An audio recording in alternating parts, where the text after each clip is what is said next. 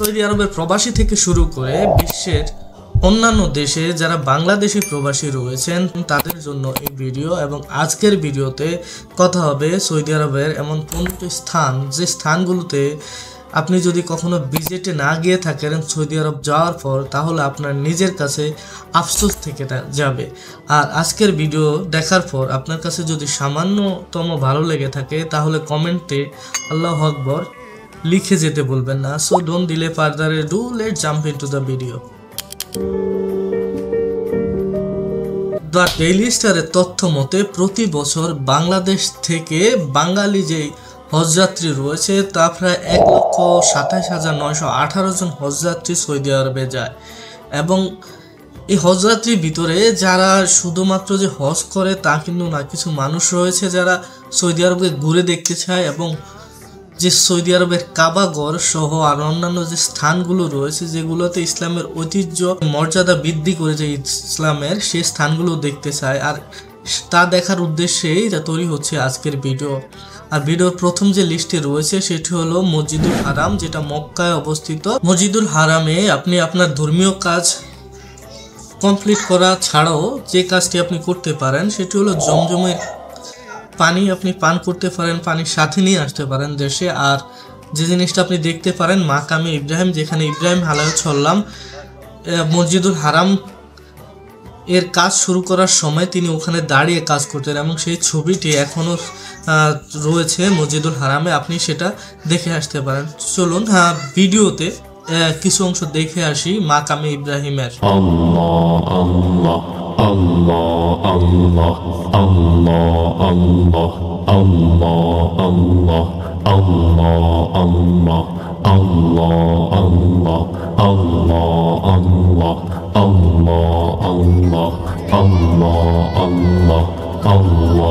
Video 2 নম্বরে রয়েছে মসজিদে নববী। এটিকে নবীজির মসজিদ নামেও বলা হয়ে থাকে। মসজিদ আর নববী দ্বিতীয় বৃহত্তম মসজিদ, যেখানে নবী মোহাম্মদ এবং তার সঙ্গীদের কবর রয়েছে। আপনি সেই কবরস্থান ঘুরে আসতে পারেন এবং এর সাথে মসজিদে একটি শিক্ষা কমিউনিটি সেন্টারও রয়েছে, যেখানে আপনি ইসলামের ঐতিহ্য দেখতে ঘুরে আসতে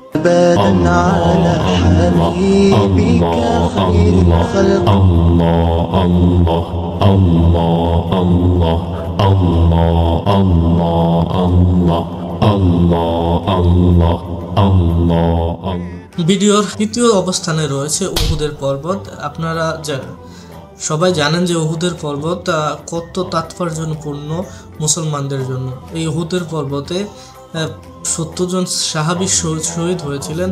চলুন উহুদের পর্বের কিছুটা অংশ দেখে আসি।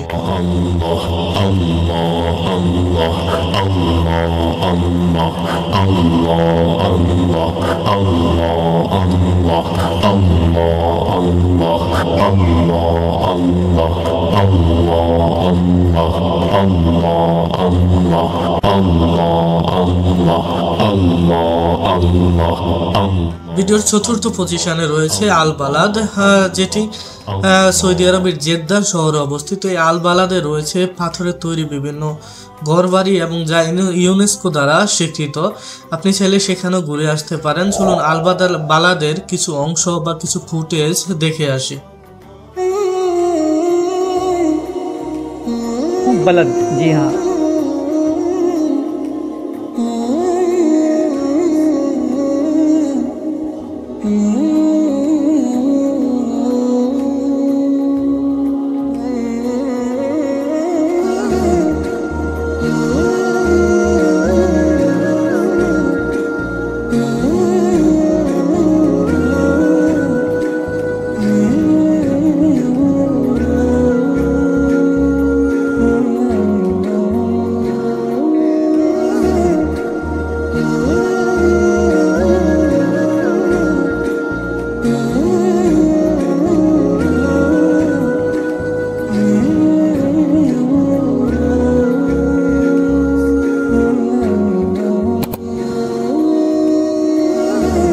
ভিডিওর পঞ্চম পজিশনে রয়েছে দাম্মাম কর্নিশ, যেটাকে আপনি অবসর সময় কাটানোর জন্য বা লেজার ডেস্টিনেশন হিসাবে আপনি চিন্তা করতে পারেন। দাম্মাম কর্নিশে একদম ফ্যামিলি ফ্রেন্ডলি অ্যাটমসফিয়ার রয়েছে এবং যেখানে আপনি উপভোগ করতে পারবেন বনফায়ার, ক্যার্নিভাল রাইডস এবং আরও সিনেমিক ভিউ সহ খেলাধুলার জন্য একটি প্রপার প্লেস, যেটা শুধুমাত্র লোকালদের জন্যই যে উন্মুক্ত তা নয়, ট্যুরিস্টের জন্য এটা উন্মুক্ত। চলুন দাম্মাম কর্নিশের কিছু অংশ আমরা দেখে আসি।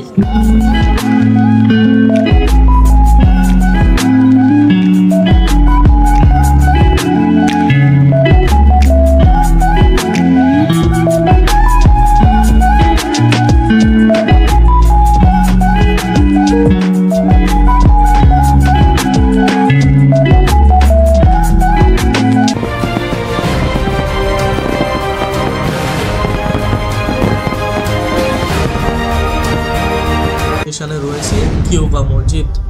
আল্লাহু আকবার। হযরত মুহাম্মদ সাল্লাল্লাহু আলাইহি সাল্লামের জীবনে তৈরিকৃত প্রথম যে মসজিদটি ছিল সেটি ছিল কিউবা মসজিদ। এই কিউবা মসজিদ মদিনায় অবস্থিত। আপনি চাইলে ঘুরে আসতে পারেন এই কিউবা মসজিদটিতে, যেটা আসলে 24 ঘন্টায় দর্শনার্থীদের জন্য খোলা থাকে এবং এটার ঐতিহ্যগত আর্কিটেকচারাল ভিউর জন্য এটা অনেক দেখতে নান্দনীয় এবং যেখানে রয়েছে প্রায় 56টি ছোট ছোট গম্বুজ। এবং আমরা চলুন কিউবা মসজিদের কিছু অংশ দেখে আসতে পারি।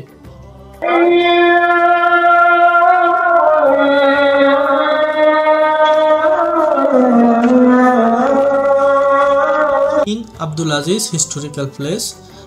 দর্শক, আপনার কাছে যদি ফ্রি সময় থাকে, ঘুরতে ইচ্ছে করে, তাহলে কিং আব্দুল আজিজ হিস্টোরিক্যাল প্লেসে যেতে পারেন, বা কোনো কারণে যদি রিয়াদ যেতে হয় তাহলে আপনি এই কিং আব্দুল আজিজ হিস্টোরিক্যাল প্লেসে বা সেন্টারে যেতে পারেন। অবসর সময় কাটানোর জন্য অনেক ভালো একটি জায়গা, যেখানে শুনশান নীরবতায় কাজ করে। আর ঐতিহ্যগত কিছু দেখতে চাইলে সেখানে আপনি ঘুরে আসতে পারেন। যদি আপনার ফ্রি সময় থাকে তাহলে একমাত্র আপনি ঘুরে আসতে পারেন এই king Abdul Aziz historical centre. চলুন কিং আব্দুল আজিজ হিস্টোরিক্যাল সেন্টারের কিছু অংশ আমরা দেখে আসি।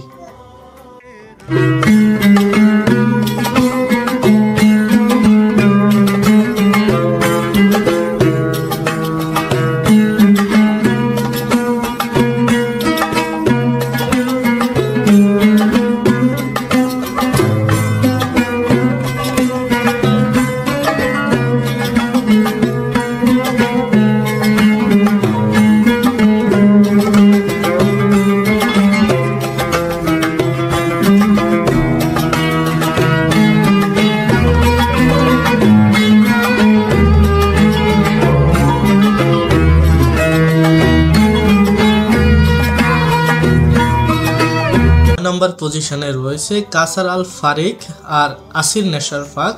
এই দুটি জায়গাও অত্যন্ত ভালো একটি জায়গা। কাসার আল ফারিক যে এলাকাটা সেটা ইউনেস্কো দ্বারা স্বীকৃত। আপনি চাইলে এই জায়গাতে ঘুরে আসতে পারেন যদি আপনার কাছে ভালো সময় থাকে, বা কোনো কারণে ওই সমস্ত এলাকায় যদি যেতে হয় সেই কারণেও আপনি যেতে পারেন। কিন্তু 10 নম্বর পজিশনে যে জায়গাটি রয়েছে সেই জায়গাটি আপনি সময় থাকলে অবশ্যই ঘুরে আসবেন, যেটা অত্যন্ত আনন্দদায়ক একটি জায়গা হতে পারে আপনার জন্য। ভিডিও 10 নম্বর পজিশনে রয়েছে half moon beach. Half moon beach অত্যন্ত জনপ্রিয় ফর আপনি যদি নৌকা চালাতে ইচ্ছে করে, বা সাঁতার কাটতে ইচ্ছে করে, বা আপনি সানসেট দেখতে ভালোবাসেন, তাহলে হাফ মুন বিচে আপনি অবশ্যই যেতে পারেন। একটি লাক্সারি রিসোর্ট বা রিল্যাক্সিং অ্যাটমসফিয়ার হতে পারে আপনার জন্য। সো সময় থাকলে অবশ্যই আপনি হাফ মুন বিচে ঘুরে আসবেন। চলুন হাফ মুন বিচের কিছু অংশ আমরা দেখে আসি।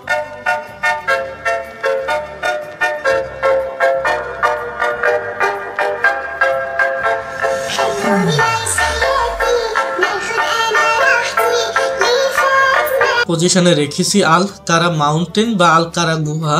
আল কারা গুহার স্পেশালিটি হলো এই আল কারা গুহাতে 24 থেকে 25 ডিগ্রি সেলসিয়াস তাপমাত্রা থাকে সারা বছর ধরে, যেটা ন্যাচারালি থাকে। এবং আপনার হাতে সময় থাকলে আল কারা গুহা বা আল কারা পাহাড়ে ঘুরে আসতে পারেন। আর চলুন আমরা ভিডিওর কিছু অংশ দেখে আসি আল কারা মাউন্টেনের।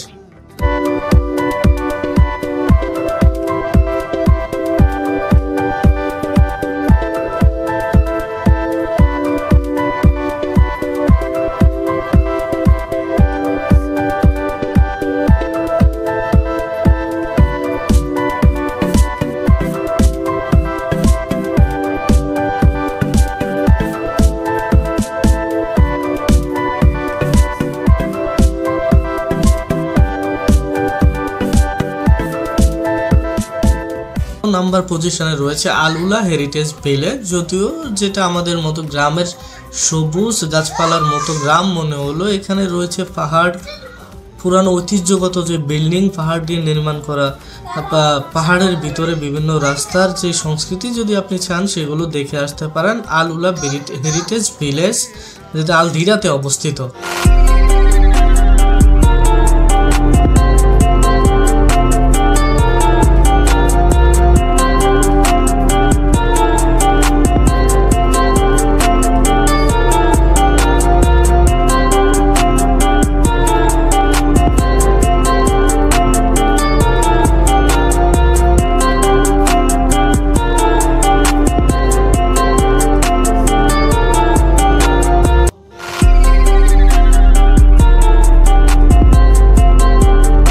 পজিশনে রয়েছে হীরা গুহা বা জাবালে নূর, যেখানে হযরত মুহাম্মদ সাল্লাল্লাহু আলাইহি ওয়াসাল্লাম ওহীপ্রাপ্ত হয়েছেন। চলুন ভিডিওর কিছু অংশ দেখে আসি কেবল হীরা বা হীরা গুহার। এই পাহাড়েই হুজুর পাক সাল্লাল্লাহু আলাইহি ওয়াসাল্লাম তার জীবনের শেষ হুজের খুতবা দান করেছিলেন। সেই পাহাড়ে আজকে আমরা উঠছি। রমজান মাসে আমাদের সবাই দোয়া কবুল হোক, আমিন।